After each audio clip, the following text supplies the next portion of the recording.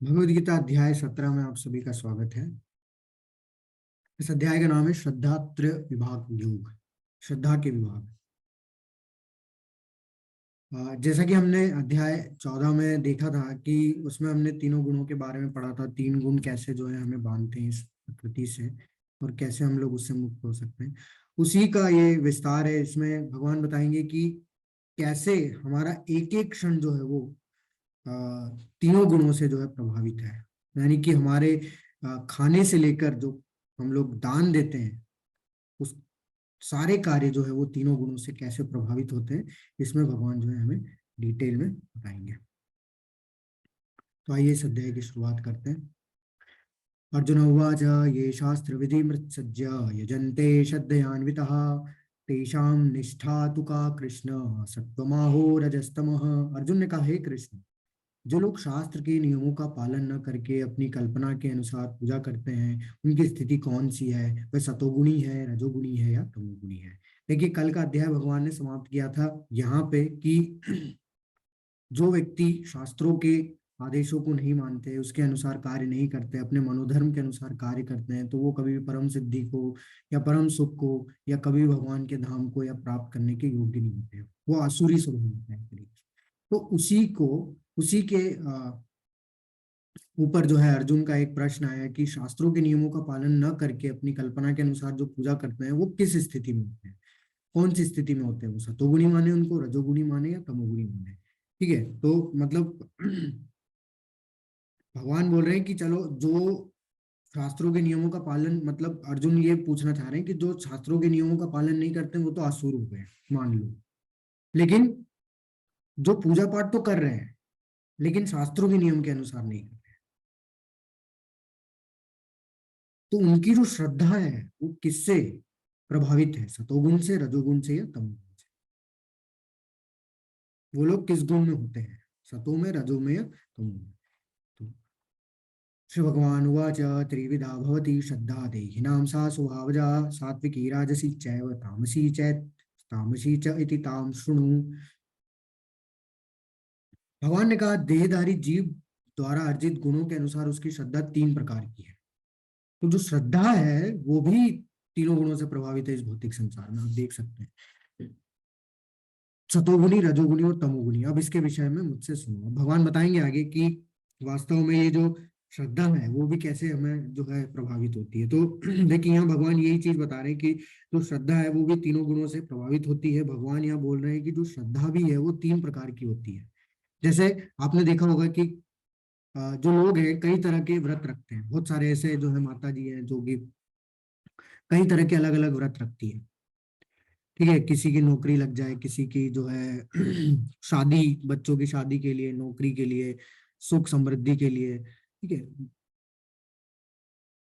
कुछ भी पाना है अगर, तो कठोर से कठोर तपस्या करने के लिए जो है वो तैयार है।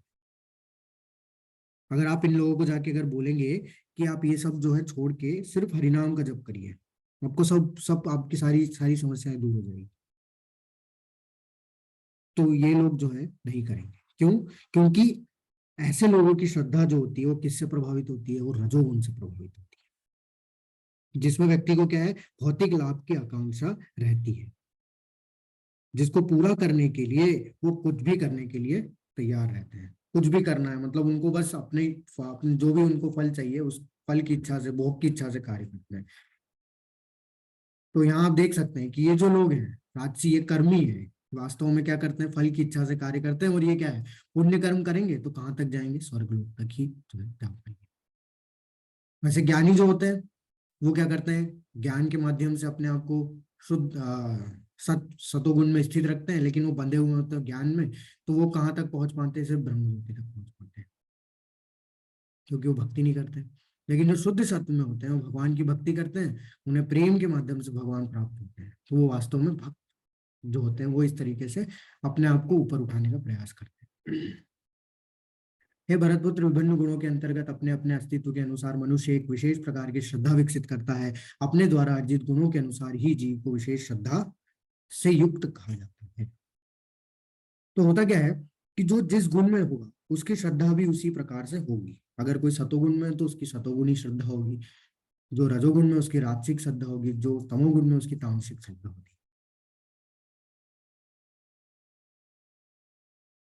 लेकिन अगर कोई व्यक्ति भगवान के शुद्ध भक्त के संपर्क में आता है तो वो क्या है, तीनों गुणों से ऊपर उठ जाता है। जैसे ध्रुव महाराज, ध्रुव महाराज जब अपने घर से निकल रहे थे तो उनके मन में जो वो किससे प्रभावित थे, वो रजोगुण से प्रभावित थे। क्यों? क्योंकि उन्हें क्या चाहिए था, राज्य चाहिए था। तो राज्य की कामना से, कामना लेकर वो क्या है, निकले थे अपने घर से, अपने महल से, भगवान को ढूंढने के लिए। लेकिन हुआ क्या, बीच में उन्हें कौन मिला, नारद मुनि। तो उन्होंने क्या किया, उन्होंने ज्ञान दिया, उस ज्ञान के माध्यम से उन्होंने तपस्या की, और तपस्या के माध्यम से उन्हें भगवान प्राप्त हुए। जब भगवान को देखा तो वो सब कुछ भूल गए, और वो क्या बोले कि भगवान मैं तो आपसे कुछ कांच के टुकड़े मांगने आया था, लेकिन मुझे तो साक्षात हीरा मिल गया है, नहीं आप मिल गए हैं, तो मुझे अब किसी भी चीज की इच्छा नहीं है। तो वास्तव में जब भी व्यक्ति को कौन मिलता है, आ, जब भी व्यक्ति का संपर्क शुद्ध भक्त से होता है तो वो वैसे ही शुद्ध अपने गुण से जो है वो ऊपर उठ जाता है। क्योंकि जब उसके साथ में जब वो करेगा, अपने विचारों का आदान प्रदान करेगा, तो वो शुद्ध हो जाएगा। आपने देखा होगा कि कुछ लोग जो है वो नशा करते हैं, नशा इत्यादि में रहते हैं, यानी अलग अलग तरीके के जो है डीजो पे नाचते हैं। ये वो बोलते हैं कि वो शिव जी के जो है वो शिव जी के जो है पूजा करते हैं। अब ऐसा कोई शास्त्र नहीं है कि जिसमें ये लिखा हो कि शिव जी ने नशा किया है, भांग खाई हो, गांजा पिया हो, ऐसा कहीं नहीं लिखा। लेकिन लोग करते हैं, जबकि ये लिखा हुआ है कि शिव जी ने जो है हलाहल विष को जो है अपने कंठ में धारण किया। अगर आप लोगों से, इन लोगों से बोलो आप शिव जी के बहुत भक्त हो, बहुत बड़े, तो पी के दिखाओ। पी के क्या है, थोड़ा सा आप एक उंगली पे लेके आप टच कर लो दिमाग पे, कैसे भक्त हैं ये? तो ये सब क्या है, ये तमोगुणी भक्त होते हैं, जो कि क्या है, अपनी ही मनोधर्म के हिसाब से अपनी भक्ति में लग गए। कुछ भी अपने अपने कपोल कल्पित चीजों को उन्होंने बना लिया अपने से, और जो है वो भक्ति में लग गए। वास्तव में वो क्या है, तमोगुणी श्रद्धा है, जो कि अपने मनोधर्म से की जा रही है। जजन्ते सात्विका देवान यक्ष यक्ष राक्षसीम राजसा प्रेतान भूतगणान गणाश्चान्ये यजन्ते तामसा जनः। सतोगुणी व्यक्ति देवताओं को पूजते हैं, रजोगुणी यक्षों और राक्षसों की पूजा करते हैं, और तमोगुणी व्यक्ति भूत प्रेतों की पूजा करते हैं। तो ये पहले भी हम लोग देखे थे। तो भगवान यहाँ पे वही चीज बता रहे हैं कि जो देवी देवताओं की पूजा करते हैं वो सतोगुण में रहते हैं, क्योंकि वो शुद्ध पुण्य कर्म करते रहते हैं। तो ज्ञान से जो है वो पहले ही उनके सारे द्वार जो है वो विकसित होते हैं, इसलिए वो देवताओं की पूजा में लगे रहते हैं। लेकिन रजोगुणी व्यक्ति जो है वो यक्षों और राक्षसों की पूजा करते हैं। मतलब कोई सामान्य व्यक्ति अपने आप को अगर भगवान बता दे रहा तो वो उनकी पूजा करने ले चले जाएंगे। और तमोगुणी व्यक्ति जो है वो भूत प्रेतों की पूजा करते हैं, जैसे तांत्रिक लोग। जो लोग दम्भ तथा अहंकार से अभिभूत होकर शास्त्र विरुद्ध कठोर तपस्या और व्रत करते हैं, जो काम तथा आसक्ति द्वारा प्रेरित होते हैं, जो मूर्ख हैं तथा शरीर के भौतिक तत्वों को तथा शरीर के भीतर स्थित परमात्मा को कष्ट पहुंचाते हैं, वह असुर कहे जाते हैं। अब जैसे क्या हो गया कि लोग क्या है, बहुत सारे ऐसे लोग हैं जो कि क्या है, अपने अहंकार में अहंकार में क्या करते हैं, वो झूठे अहंकार में, मतलब बोला जाए तो वो अपने आप को शास्त्रों से जो है ऊपर मानते हैं। उनको लगता है कि शास्त्र क्या है, बकवास लिखा हुआ है सब कुछ उसमें, हम श्रेष्ठ हैं, हमने जो नियम बनाए वो श्रेष्ठ है। वो अपने ही बनाए नियम के अनुसार वो तपस्या करते हैं, अलग अलग प्रकार के व्रत करते हैं जो शास्त्रों में दिए ही नहीं है।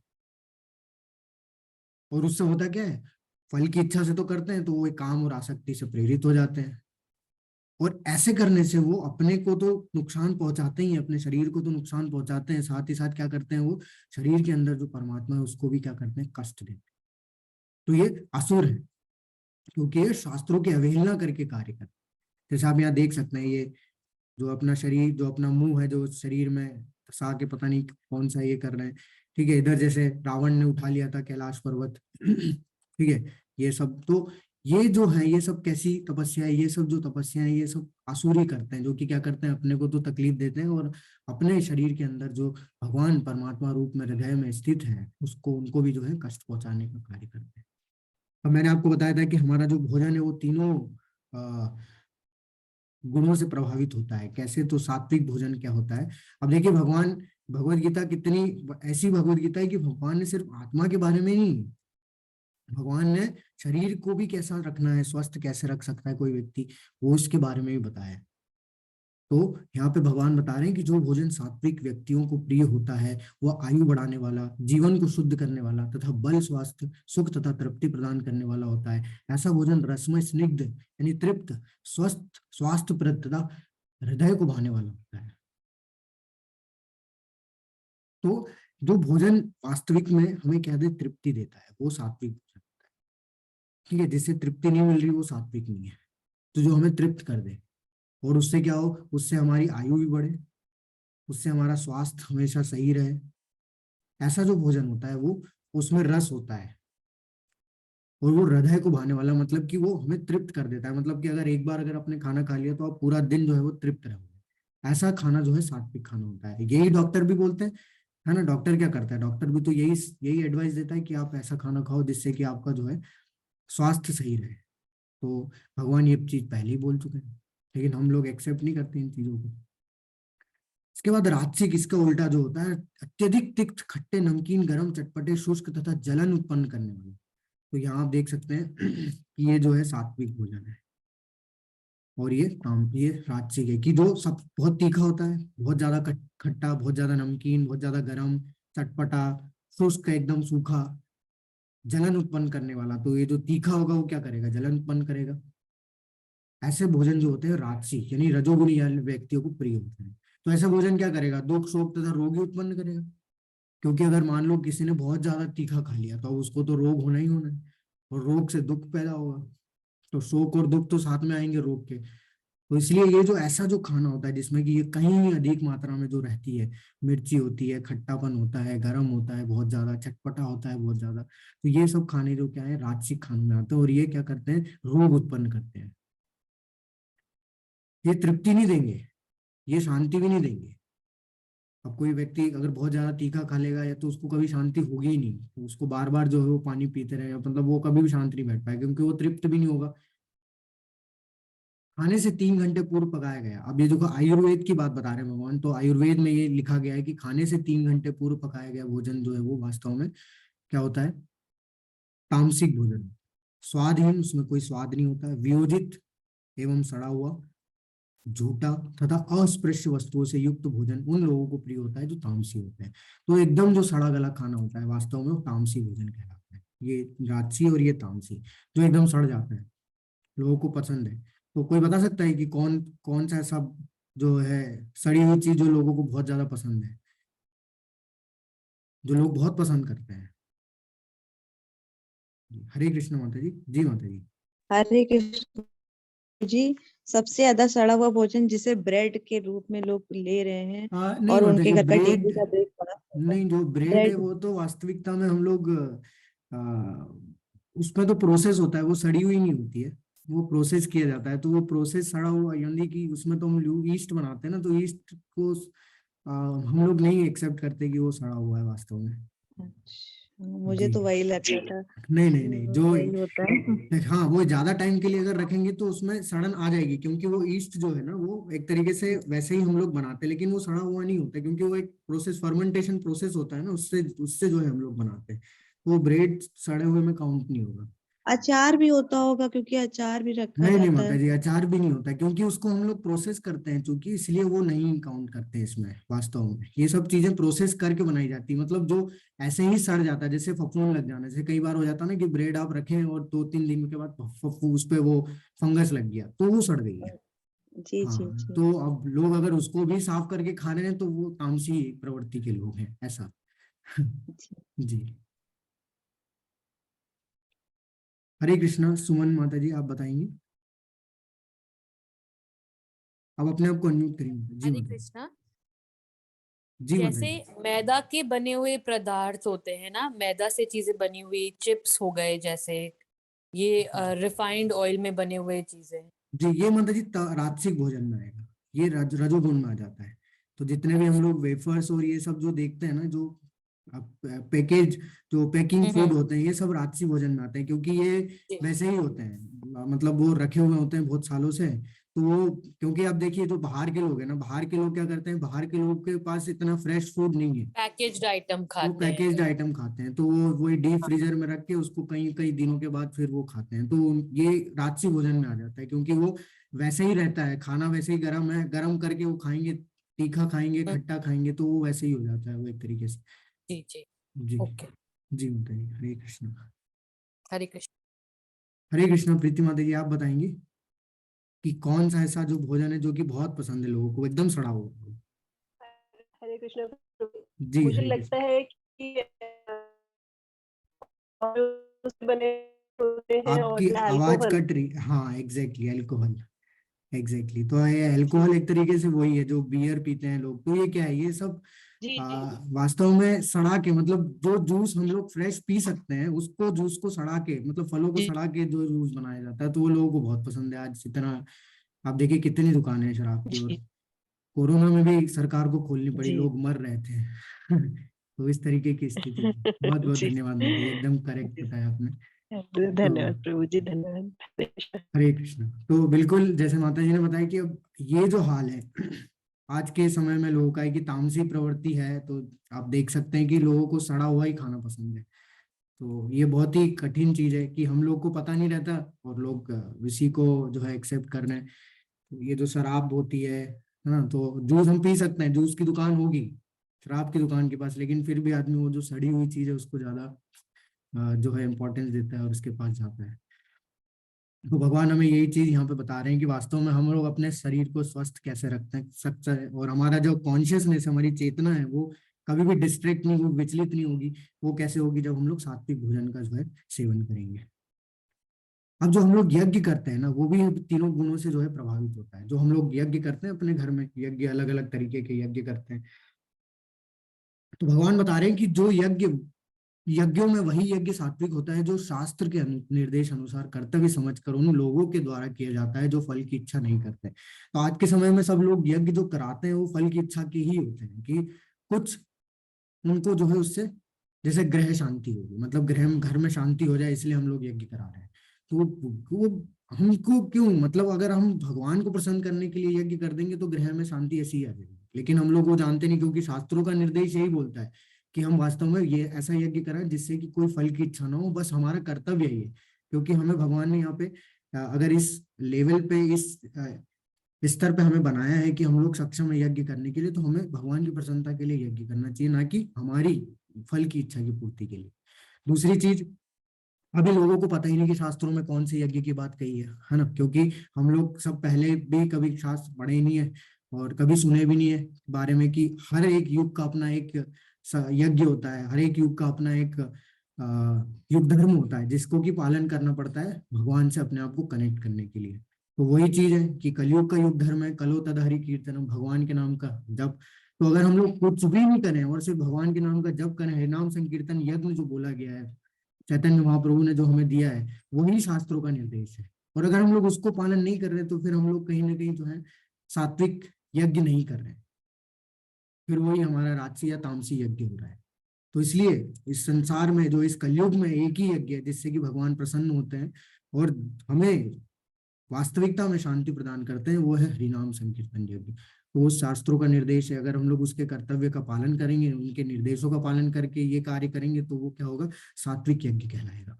लेकिन राजसी क्या होता है कि है भरत श्रेष्ठ, जो यज्ञ किसी भौतिक लाभ के लिए गर्ववश किया जाता है उसे तुम राजसी जानो। तो बहुत सारे ऐसे लोग हैं जो क्या करते हैं, टाइम टू टाइम यज्ञ कराते रहते हैं लोगों को दिखाने के लिए कि हम कितने जो है धार्मिक लोग हैं, लेकिन उसमें क्या है, वो सब गर्ववश होता है, दिखावे के लिए होता है, भौतिक लाभ की इच्छा से होता है कि आज ये वाला लाभ प्राप्त हो जाए। जैसे बहुत सारे लोग क्या करते हैं, साल के पहले दिन यज्ञ कराएंगे कि हमारा साल बहुत अच्छे चले जाए। मतलब भगवान हमें एक मौका और दिए हैं, उसमें हम भगवान के लिए कुछ नहीं कर रहे हैं और हम लोग यही मांग रहे हैं कि हमारा साल अच्छा हो जाए। तो ये गर्ववश होता है, भौतिक लाभ की इच्छा से जो कार्य होते हैं, जो यज्ञ होते हैं, वो राजसी होते हैं। लेकिन जो यज्ञ शास्त्रों के निर्देशों की अवहेलना करके प्रसाद वितरण किए बिना, वैदिक मंत्रों का उच्चारण किए बिना, पुरोहितों को दक्षिणा दिए बिना तथा श्रद्धा के बिना संपन्न किया जाता है, वो तामसी माना जाता है। तो वही बहुत सारे ऐसे यज्ञ होते हैं जो अपने मनोधर्म से ही लोग कर लेते हैं, शास्त्रों में कहीं उसके बारे में ना दिया है ना कुछ है, ना वो मंत्र पढ़ते हैं, ना कुछ प्रसाद वितरण करते हैं, ना कुछ करते हैं। ऐसे क्या होते हैं, ऐसे जो यज्ञ होते हैं वो सब तामसी होते हैं। जैसे उदाहरण के तौर पे जो रावण ने किया था, रावण को क्या चाहिए थी, रावण को चाहिए थी लंका। तो उसने लंका पाने के लिए ऐसा यज्ञ किया कि वो हर यज्ञ में, आहुति में, वो अपना सर काट के डाल रहा था शिव जी को प्रसन्न करने के लिए। अब शिव जी तो भक्तवत्सल है, वो आ गए, प्रसन्न हो गए कि तुम ये क्या, पता नहीं क्या कर रहे हो, कौन सा यज्ञ कर रहे हो, तो कहीं दिया हुआ नहीं है। लेकिन फिर भी उन्होंने जब इतनी कठोर तपस्या देखी उसकी, तो शिव जी ने उसको वरदान दे दिया। लेकिन आप देखिए कि जो लंका रावण को 10 सिर काटने से मिली थी, वही लंका विभीषण को भगवान के सामने सिर झुकाने से मिली। विभीषण ने क्या किया, अपने आप को सरेंडर किया भगवान पे, भगवान के चरणों में, वो लंका ऐसे ही प्राप्त हो गई, इसको कुछ करना ही नहीं पड़ा। तो असुर अपने आप को बहुत बुद्धिमान समझते हैं कि वो ही है इस संसार में सबसे बुद्धिमान, लेकिन वास्तव में वो मूर्ख होते हैं। तो समझदार व्यक्ति शास्त्रों के अनुसार ही भगवान की पूजा करता है, शास्त्रों में जो निर्देश दिए उसके अनुसार ही क्या करता है, भगवान की भक्ति में करता है और शरण लेता है। अब जो है तपस्या, जैसे मैंने आपको बताया था कि हमारे शरीर के लिए अलग तपस्या बताई है भगवान ने, कि हमने शरीर के साथ में कैसी तपस्या करनी चाहिए। ठीक है, तो शरीर की तपस्या भगवान बताते हैं, देव द्विज गुरु गुरु प्राज पूजनम शोचम आजर्वम ब्रह्मचर्य अहिंसा च शरीरम तप उच्यते। भगवान बता रहे हैं परमेश्वर, तो ब्राह्मणों, गुरु, माता पिता जैसे गुरुजनों की पूजा करना तथा पवित्रता, सरलता, ब्रह्मचर्य और अहिंसा ही शारीरिक तपस्या है। तो शरीर की तपस्या कैसी है, शरीर की तपस्या है कि हमें हमारे जो जो हमारे हमारे जो मार्गदर्शक है, जैसे भगवान की सेवा करना, पूजा करना, ब्राह्मणों की सेवा करना, पूजा करना, गुरु की, माता पिता की, ये सब जो गुरुजनों की, ये सब पूजा करना, ये शरीर की तपस्या है। पवित्रता, हमेशा अपने शरीर को अंदर और बाहर दोनों जगह से पवित्र रखना। हम लोग बाहर से तो रख रहे हैं लेकिन अंदर से कुछ कर ही नहीं रहे। तो जो प्रोसेस है हरिनाम संकीर्तन यज्ञ, ये हमें अंदर से भी पवित्र करता है। सरलता, तो हमें हमेशा सत्यता, सरल रहना चाहिए। ऐसा नहीं कि हम लोग जो है दिखावटी जीवन जो जीते हैं। ब्रह्मचर्य का पालन करना है। और अहिंसा, अहिंसा यानी कि शास्त्रों का जो है, हमारे जो आध्यात्मिक ज्ञान जो हम लोग ले रहे हैं, जो भी हम लोग सीख रहे हैं, उसको लोगों तक पहुंचाना, ये चीज जो होती है वास्तव में शरीर की तपस्या होती है। वाणी की भी तपस्या, यानी भगवान इतना भी बता रहे हैं हम लोग कि बोलना कैसे है, कि बात कैसे करना है, ये तक भी जो है भगवत गीता में भगवान बता रहे हैं। तो अनुद्वेग करम वाक्यम सत्यम प्रिय हितम यत् स्वाध्याय अभ्यासनम चैव वांगमयम तपोच्यते। तो सच्चे, भाने वाले, हितकर तथा अन्यों को शुद्ध न करने वाले वाक्य बोलना और वैदिक साहित्य का नियमित पारायण करना, यही वाणी की तपस्या है। तो हमारी वाणी की क्या तपस्या है, कि हमें कैसे शब्द बोलने हैं। कई कई बार आजकल लोग जो है सत्य तो बोल रहे हैं, कभी कभी सत्य बोल देते हैं, लेकिन जो है सत्य भी इस तरीके से बोलते हैं कि वो व्यक्ति को क्या करता है, वो चुप जाता है, मतलब हर्ट करेगा। लेकिन सत्य ऐसा, मतलब हमारे पास हमारे पास वाणी को बोलने के लिए, बताने के लिए ऐसा तरीका होना चाहिए कि जिससे सामने वाले को क्या है, बुरा भी नहीं लगे और आप सत्य भी बोल रहे हैं। दूसरी चीज है कि हम लोग सत्य बोल रहे हैं, उसको अच्छा भी लग रहा है, लेकिन उसके हित में भी होना चाहिए। जैसे कई बार व्यक्ति बोल देता है कि आपने क्या काम किया, लेकिन वो मतलब कुछ भी बोल दो कि हाँ आपने बहुत अच्छा काम किया, लेकिन वो उसके हित में होना चाहिए। जो हम लोग उसकी शाबाशी उसकी कर रहे हैं वो उसके हित में है कि नहीं है, या फिर जो भी हम लोग उसके अच्छे के लिए बोल रहे हैं वो उसके हित में है कि नहीं है। हम लोग ऐसे झूठी उसका जो है उसका हम गुणगान कर रहे हैं, वो गलत है। उसके हित के लिए ही जो शब्द होने चाहिए। अन्यों को शुद्ध न करने वाले, अन्यों को शुद्ध न करने वाले मतलब क्या है, कि लोग आजकल टॉन्ट मारते हैं ना, तो स्ट्रेट फॉरवर्ड कोई नहीं बोलेगा, टॉन्ट मारते हैं लोगों को, जो है चुभे ऐसी बातें जो है बोलते हैं। तो वो ऐसे शब्द हमें जो है प्रयोग नहीं करने चाहिए। जितना हो सकता है हम लोग अपनी वाणी की तपस्या से, वाणी के माध्यम से ही क्या कर सकते हैं, अपने आप को सही चीज में, सही जगह पे लगा सकते हैं। क्योंकि प्रभुपाद जी बताते हैं कि एक मूर्ख की पहचान तभी होती है जब वो अपना मुंह खोलता है, जब वो बोलना स्टार्ट करता है। तो वो भले कितना भी टिप टॉप क्यों ना हो, लेकिन जब वो अपना मुंह खोलेगा तो उसका वास्तविक गुण जो है वो समझ में आ जाएगा, वास्तविक स्वभाव समझ में आएगा। सबसे महत्वपूर्ण चीज भगवान बता रहे हैं कि जो वैदिक साहित्यों का नियमित पारायण करता है, तो अगर हम लोग रोज भगवत गीता, श्रीमद् भागवतम, ठीक है, भगवान की लीलाओं का जो है पढ़ रहे हैं, उनको पढ़ के जो है उनके साथ उसको अपने जीवन में उतारने का प्रयास कर रहे हैं, वो वास्तव में वाणी की तपस्या, यानी कि उसको पढ़ना ही, शास्त्रों को पढ़ना, शास्त्रों को समझना ही हमारी क्या एक तरीके से वाणी की तपस्या भी है। मन की तपस्या, मन की भी बहुत जरूर, मन तो बहुत ही ज्यादा चंचल है, तो उसकी भी तपस्या है। उसकी तपस्या क्या है? संतोष, यानी कि हमें संतुष्टि होना चाहिए, जो भी है हमारे पास उसमें हम लोग को संतोष हो जाना चाहिए कि जो है वो भगवान की कृपा से सब कुछ है हमारे पास। उसके लिए भगवान को थैंक। सरलता, मन भी हमारा ऐसा है कि सरल एकदम होना चाहिए, नहीं तो हम भागता रहे, ये भी चाहिए, वो भी चाहिए, वो भी चाहिए।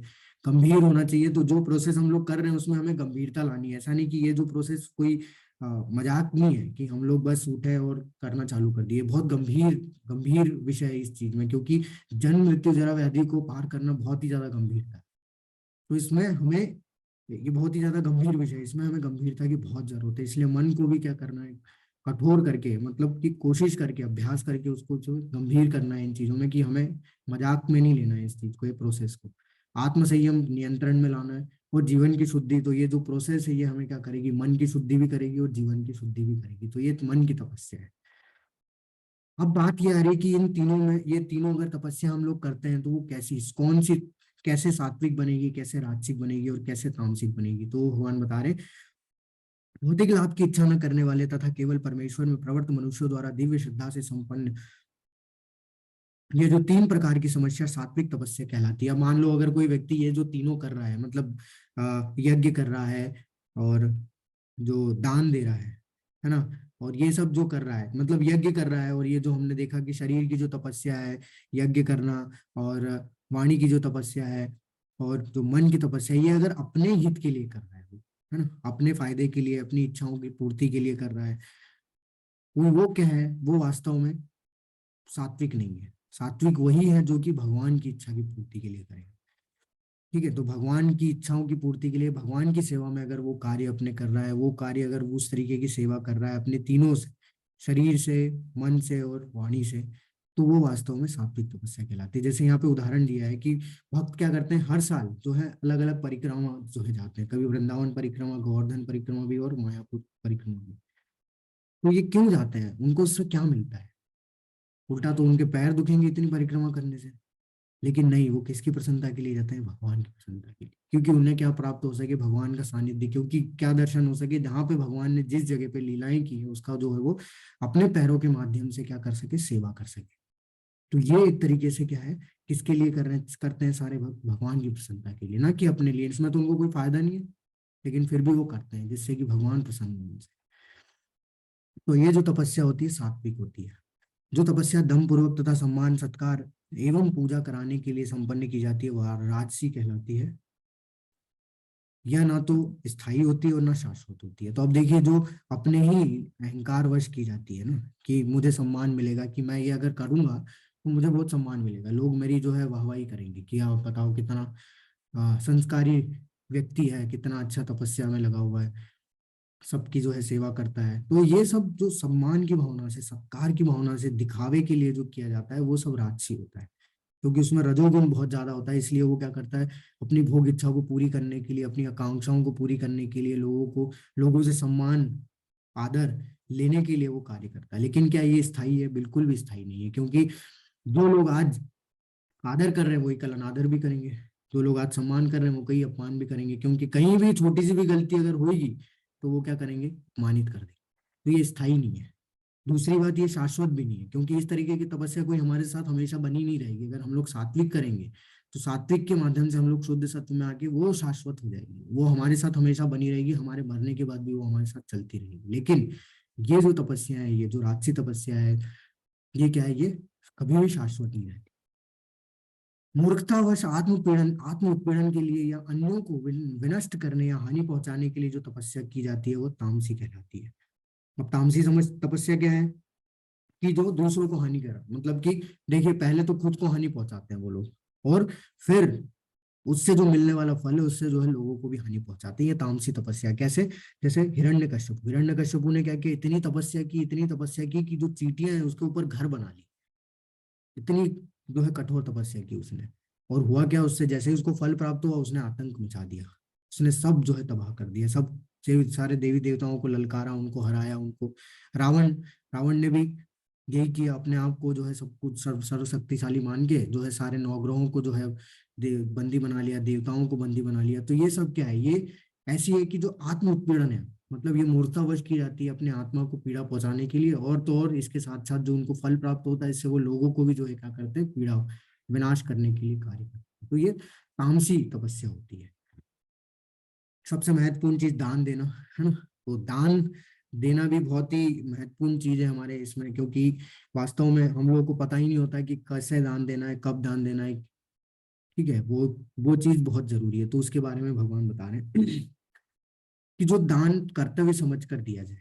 पहली चीज भगवान बोल रहे हैं कि सबसे पहले तो दान जब दिया जाना चाहिए वो कर्तव्य समझ के दिया जाना चाहिए। तो मतलब ये है कि अगर कोई व्यक्ति को सक्षम बनाया है भगवान ने, तो जो व्यक्ति अगर मान लो अमीर है, जो व्यक्ति इतना सक्षम है कि उसके पास पैसा है, वो अपना जीवन बिता पा रहा है सही ढंग से, तो ऐसा समझना चाहिए कि वो भगवान की कृपा है। और वो भगवान की कृपा है तो इसका मतलब ये है कि हम लोग को भगवान ने इस लायक बनाए कि हम लोग क्या है, दान दे सकें। वो कर्तव्य होना चाहिए। ऐसा नहीं कि हम लोग बेमन से दे रहे हैं, अरे कर्तव्य समझ के हमें दान देना है। दूसरी चीज, किसी प्रत्युपकार की आशा के बिना, यानी कि हमें कोई इससे फल नहीं चाहिए। जैसे कई लोग होते हैं दान देते हैं किस तरीके से कि मुझे 1 रुपया मिले, मैं दूंगा तो मेरे को भगवान 1 लाख देगा, ये फल की इच्छा है। तो ये प्रत्युपकार या फिर कोई आशा इसके बिना जो है दान दिया जाता है। तो इसलिए आपने देखा होगा बहुत सारे लोग क्या करते हैं, अपने नाम को जो है छुपा देते हैं। नहीं तो क्या होगा, लोग उससे उसके ऊपर क्या करने लगेंगे, उसके ऊपर एनालिसिस करने लगेंगे। खुद तो कुछ कर नहीं रहे, लेकिन जो दान दे रहा है उसके ऊपर एनालिसिस, इतना पैसा कहाँ से दे दिया इसने। तो वो फल की इच्छा से दान नहीं देना है। दूसरी तीसरी चीज, समुचित काल में सही काल पे देना है। सही काल पे मतलब ये सही समय पे। सही समय पे मतलब जैसे कि अब मान लो अभी जैसे ठंडी है, और आ, अब जब गर्मी आ जाएगी तो व्यक्ति क्या करेगा, कंबल बांटेगा। गर्मी में कंबल बांटने का कोई सेंस बनता है? तो ये तो गलत टाइम पे गलत दान देना है। तो ये तो बिल्कुल ही सही नहीं है। वो कंबल का क्या करेगा अपने गर्मी गर्मी के मौसम में? उसको जो उस समय पे आवश्यक है वो अगर दान दे रहे हैं तो वो सही ढंग से दिया गया दान है। उसके बाद सही स्थान पे मान लो कि अगर कोई व्यक्ति आपसे शराब की दुकान के आसपास पैसा मांग रहा है और आपने उसको दे दिया, तो वो निश्चित है कि वो शराब पीने जाएगा। तो सही स्थान भी हमें चुनना है और योग्य व्यक्ति को देना है। योग्य व्यक्ति मतलब कि ऐसा व्यक्ति नहीं जो कि उसका उपयोग गलत जगह करे। तो जिसको जरूरत है एक्चुअल में उसी को जो है हमें दान देना है। ऐसे किसी को भी दान देना सही नहीं होता, वो सात्विक नहीं कहलाता। सात्विक दान में ये चीजें हमें समझना होगी कि कर्तव्य समझकर दान दो। प्रत्युपकार की भावना नहीं होना चाहिए, सही समय पे होना चाहिए, स्थान पे होना चाहिए। जैसे कल प्रभु जी आए थे तो वो हमसे यही चीज बताने के लिए आए थे कि वास्तव में अगर हम लोग अपना अपने लिए जो दान दे रहे हैं, कि हम लोग क्यों ना भगवान के मंदिर के लिए दान दें। ठीक है, जो भगवान की सेवा में लगे हुए हैं, अपने सारे घर बार को छोड़ के पूरा अपना सरेंडर कर चुके हैं और भगवान की सेवा में दिन रात लगे रहते हैं, क्यों ना उनके लिए दान दिया जाए। क्योंकि उन्होंने क्या किया, उन्होंने अपने हमारे फायदे के लिए उन्होंने अपना घर छोड़ दिया।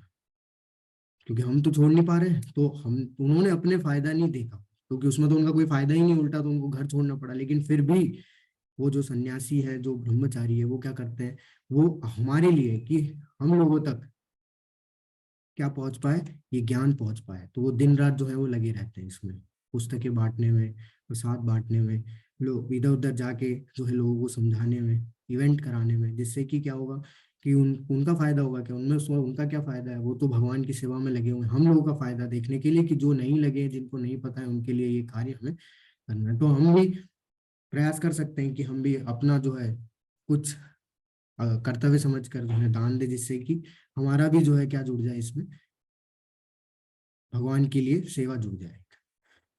के बाद आता है राजसिक। राजसिक तो यहाँ पे उदाहरण आता है दान देने में। जो सात्विक दान है वो नंद महाराज। तो जब नंद महाराज के घर में भगवान प्रवेश कर चुके थे तो नंद महाराज ने क्या किया था कि खुशी में, उनका कर्तव्य था, क्योंकि वो उस जगह पे वो सबसे टॉप पे थे, तो उनका कर्तव्य था। तो उन्होंने क्या किया कि खुशी में भगवान के, मतलब उनके पुत्र जो भगवान श्री कृष्ण उनके घर में आ गए थे, तो उसकी खुशी में उन्होंने क्या किया, हर किसी को उनके जो है इच्छा के अनुरूप जो है दान दिया। तो उन्होंने ये सुन नहीं दिया कि मैं ये सबको दान दे रहा हूँ तो उससे मेरे को और ज्यादा मिलेगा। तो उन्होंने ये नहीं समझ के दिया, उन्होंने इच्छा के अनुसार दिया। उन्होंने अपनी मतलब अपने कर्तव्य समझ कर ये। इसी तरीके से हमें भी जो है वो दान देना चाहिए। किंतु जो दान प्रति उपकार की भावना से या कर्म फल की इच्छा से क्या अनिच्छा पूर्वक किया जाता है, वह रजोगुणी कहलाता है। अब रजोगुणी दान, तो पहली तो चीज है कि प्रति उपकार की भावना से, मतलब कि फल की इच्छा से। तो जो फल की इच्छा से दान देते हैं वही, कि मैं अगर 1 रुपया दूंगा तो भगवान मेरे को 1 लाख रुपए देंगे, तो मैं डाल देता हूँ उसमें 1 रुपया। गरीब को खिला देता हूँ तो भगवान हमें हमारे घर में हमेशा जो है खाना बनाए रखेंगे। तो ये सब प्रत्युपकार की भावना से दिया जा रहा है। जो चीज हमारी है ही नहीं उस पर भी हम लोग क्या दिखा रहे हैं, अपना स्वामित्व जमा रहे हैं और उल्टा इच्छा प्रकट कर रहे हैं। तो जो चीज हमें सब कुछ भगवान से मिला ना, ईशावास्यम इदं सर्वम, ईशोपनिषद में बताया गया है कि सब कुछ जो है भगवान का है, और उसमें भी हम लोग स्वामित्व मान लेते हैं कि नहीं ये पैसा मेरा है। ऐसा कहाँ से तुम, हम लोग का कहीं कुछ भी नहीं है। हम लोग को भगवान बुद्धि दे रहे हैं, शक्ति दे रहे हैं, जिससे कि हम लोग को क्या मिल पाए, इससे हम लोग कुछ सक्षम बन पाए कि इस पैसा कमा पाए। उन्हीं की कृपा से सब कुछ संभव हो पा रहा है। तो हम लोग क्या कर रहे हैं, हम लोग बिना रेंट दिए जो है हम लोग रह रहे हैं। तो ये सब कुछ तो भगवान का है, लेकिन हम लोग कुछ दे नहीं रहे हैं बदले में। जैसे अगर अगर आप किसी के घर में रुकेंगे ना, तो मकान मालिक आपको आपसे किराया लेगा। अगर आप किराया नहीं देंगे तो वो भगा देगा, घर से बाहर निकाल देगा। लेकिन भगवान तो ये भी नहीं कर रहे हैं, हमसे सिर्फ इतना मांग रहे कि बस वो सेवा कर लो। तो ये जो दान होता है अनिच्छा पूर्वक दिया जाना, अनिच्छा पूर्वक मतलब क्या है कि कई बार ऐसा होता है ना कि भीड़ में जो देखते हैं लोग कि अरे सब दे रहे हैं तो चलो मैं भी देता हूँ, उसकी इच्छा नहीं है लेकिन भीड़ दे रही है, सब भीड़ में सब लोग दे रहे हैं तो उसको लगता है कि यार अच्छा नहीं लग रहा है, दे देते हैं, मैं भी दे देता हूँ। तो उसकी इच्छा नहीं है फिर भी दे रहा है वो। तो ये जो दान होते हैं वो रजोगुनी दान कहलाते हैं। तथा जो दान किसी अपवित्र स्थान में अनुचित समय में किसी अयोग्य व्यक्ति को या बिना समुचित ध्यान तथा आदर से दिया जाता है वो तामसिक कहलाता है। तो जो एकदम विपरीत है किसके, सात्विक दान के, सात्विक दान के एकदम उल्टा जो है वो तामसिक दान, कि अपवित्र स्थान पे देना, ठीक है, अनुचित समय पे देना, वही गर्मी में जो है वो कंबल बांट रहे हैं, अयोग्य व्यक्ति को देना, जो जिसको जरूरत है ही नहीं उसको भी दे रहे हैं हम लोग दान, ध्यान दिए बिना। कई बार ऐसा हो जाता है कि हम लोग पैसा दे देते हैं और वो व्यक्ति जाके गलत कार्यों में लग जाता है। तो हमें अगर व्यक्ति को अगर खाना है, खाने की जरूरत है, तो हम उसको खाना दे दें पैसे की बजाय, जिससे कि उसका जो है पेट भरे। तो वो जो है सही ध्यान पूर्वक दिया गया दान है। तथा आदर से दिया दिया जाता है, आदर से, आदर और सम्मान के द्वारा जो दिया गया दान है वो वास्तव में, ऐसा कई बार होता है ना कि लोग क्या है अपनी गाड़ियों में से पैसा फेंक देते हैं, तो वो जो दान होता है कैसा दान होता है, वो तामसी दान होता है। तो यहाँ आप देख सकते हैं फोटो की, help I need money for wheat, तो ये जो है नशे करने के लिए पैसा मांग रहा है। अब ये अयोग्य व्यक्ति, अब इसको कोई व्यक्ति दान दे देगा तो वो क्या है, तामसी दान हो जाएगा।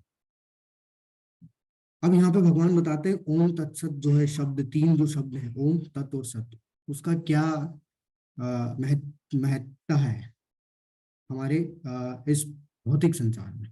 तो सृष्टि के आदिकाल से ओम तत्सत ये तीन शब्द परब्रह्म को सूचित करने के लिए प्रयुक्त किए जाते रहे हैं। ये तीनों सांकेतिक अभिव्यक्तियां हैं, ब्राह्मणों द्वारा वैदिक मंत्रों का उच्चारण करते समय तथा ब्रह्म को संतुष्ट करने के लिए यज्ञों के समय प्रयुक्त होती है।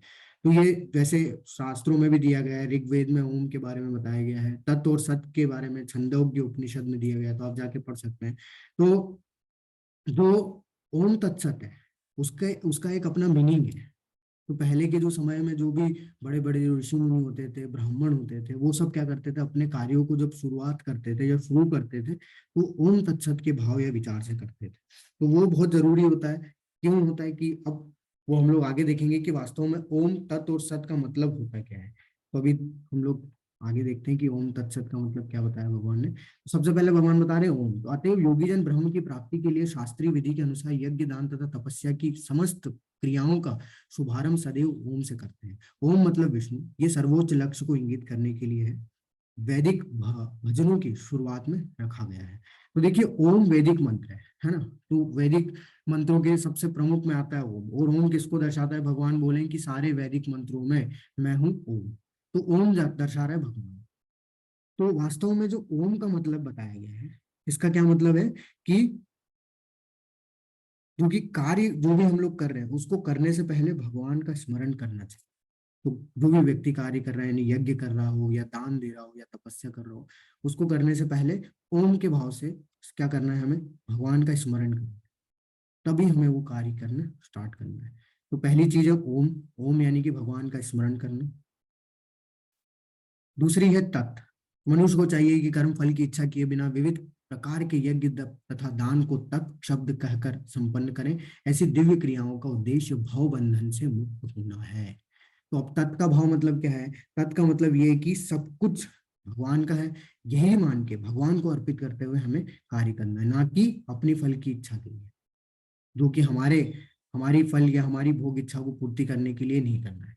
इससे होगा क्या? अगर हम लोग अपने लिए करेंगे तो ये तो हम पुण्य कर्म तो कर रहे हैं, लेकिन वो हमें क्या करेगा? इस संसार से बांध देगा, कर्मों के बंधनों से बांध देगा। उसके जो भी प्रारब्ध है हमें अगले जन्म में भुगतने पड़ेंगे, यानी कि जन्म मृत्यु के चक्र में हम लोग फंसते चले जाएंगे, इस भव बंधन में फंसते चले जाएंगे, मुक्त होना संभव हो जाएगा।